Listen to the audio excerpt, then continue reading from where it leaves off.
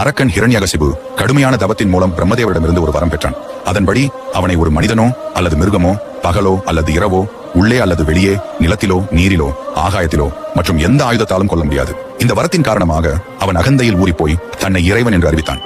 அனைத்து மனிதர்களும் தன்னை மட்டுமே வழிபட வேண்டும் என்று கட்டளையிட்டான். ஆனால் அவன் மகன் பிரகலாதன் விஷ்ணுவின் பெரும் பக்தனாக இருந்தான். விஷ்ணுவை பக்தியுடன் வழிபட்டான். இதை கண்ட ஹிரண்யகசிபு பிரகலாதனை பலமுறை கொல்ல முயன்றான். அவனை பாதாளத்தில் தூக்கி வீசினார், விஷம் கொடுத்தார், மதி ஆணைகளை விடுத்தார். ஆனால் ஒவ்வொரு முறையும் விஷ்ணுவின் அருளால் அவன் பிழைத்தான். இதை சகித்துக் கொள்ள முடியாத ஹிரண்யகசிபு தன் சகோதரி ஹோலிகாவை அழைத்தான். ஹோலிகாவுக்கு தீயில் எரியாத ஒரு வரம் இருந்தது. அவள் பிரகலாதனை மடியில் உட்கார வைத்து தீயில் அமர்ந்தாள். அவள் நினைத்தாள் தான் உயிர் பிழைத்து பிரகலாதன் தீயில் எரிந்து விடுவான் என்று. ஆனால் பிரகலாதன் உண்மையான பக்தியுடன் விஷ்ணுவை துதிக்க தெய்வீக அதிசயம் நடந்தது. ஹோலிகா தீயில் எரிந்து சாம்பலானால் பிரகலாதன் பாதுகாப்பாக மீண்டான். இதை கொண்டாடும் விதமாக ஹோலிகா தகனம் கொண்டாடப்படுகிறது. ஹோலி என்பது தீமையை ஒழித்து நன்மையை கொண்டாடும் வண்ணங்கள், மகிழ்ச்சி மற்றும் அன்பின் பண்டிகை.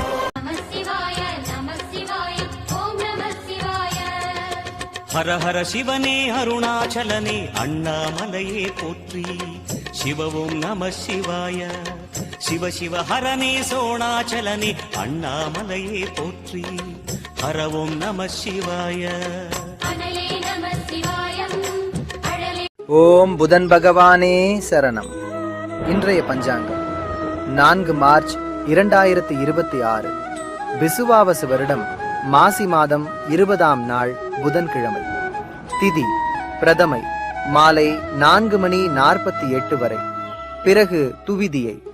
நல்ல நேரம் காலை 9:30 முதல் 10:30 வரை. மதியம் 1:30 முதல் 2:30 வரை. ராகு மதியம் 12 முதல் 1:30 வரை. யமகண்டம் காலை 7:30 முதல் 9 வரை. இன்றைய சிறப்பு ஐயா வைகுண்டர் அவதார தினம். புதன் பகவான் அருளால் இன்று உங்கள் அறிவும் முன்னேற்றமும் வளரட்டும்.